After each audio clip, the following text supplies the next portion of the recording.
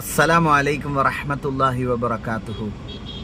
സഹോദരങ്ങളെ, പലപ്പോഴും അന്ധവിശ്വാസങ്ങൾക്കും അനാചാരങ്ങൾക്കുമെതിരെ സംസാരിക്കുമ്പോൾ പല ആളുകളും ഒരുപാട് ചീത്ത പറയാറുണ്ട്.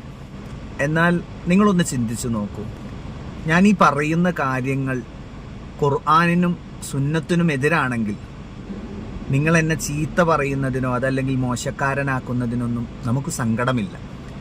ഇസ്ലാമിനെ മറ്റു മതങ്ങളിൽ നിന്നും വ്യത്യസ്തമാക്കുന്നത്, ഇസ്ലാമിൽ നമ്മൾ എന്തൊരു കർമ്മം ചെയ്യുകയാണെങ്കിലും അത് അല്ലാഹു സുബ്ഹാനഹു തആലയുടെ കൽപ്പന അനുസരിച്ചു കൊണ്ടായിരിക്കണം, പ്രവാചകൻ മുഹമ്മദ് നബി സ്വല്ലല്ലാഹു അലൈഹി വസല്ലമ തങ്ങളുടെ ചര്യ അനുസരിച്ചു കൊണ്ടായിരിക്കണം.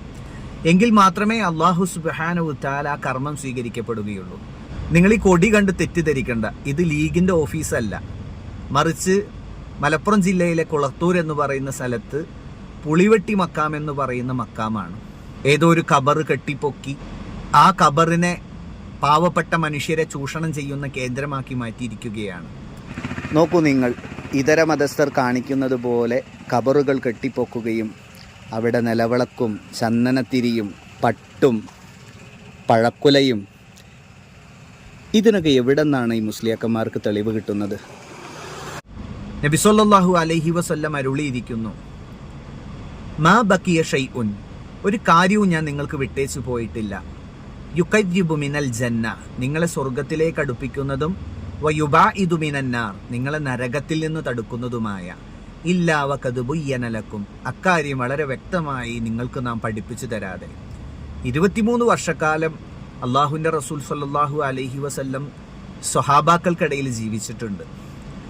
റളിയല്ലാഹു അൻഹു വറളു അൻഹു, അള്ളാഹു തൃപ്തിപ്പെട്ടവരും അള്ളാഹുവിനെ തൃപ്തിപ്പെട്ടവരുമായ എത്രയോ സഹാബാക്കൾ യുദ്ധത്തിലും മറ്റുമായി ഷഹീദാക്കപ്പെട്ടിട്ടുണ്ട്.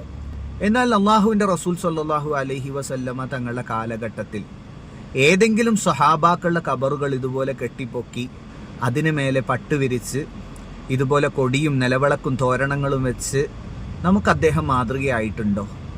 മാതൃകയായിട്ടുണ്ടെങ്കിൽ നമുക്കും ഇത് പിൻപറ്റാമായിരുന്നു. അതുകൊണ്ട് ഇത്തരം അന്ധവിശ്വാസങ്ങളിൽ നിന്നും അനാചാരങ്ങളിൽ നിന്നും പരിപൂർണമായി നാം വിട്ടുനിൽക്കണമെന്ന് അള്ളാഹുവിൻ്റെ മാർഗത്തിൽ വസീയത്ത് ചെയ്യുകയാണ്. അസ്സലാമു അലൈക്കും വറഹ്മത്തുള്ളാഹി.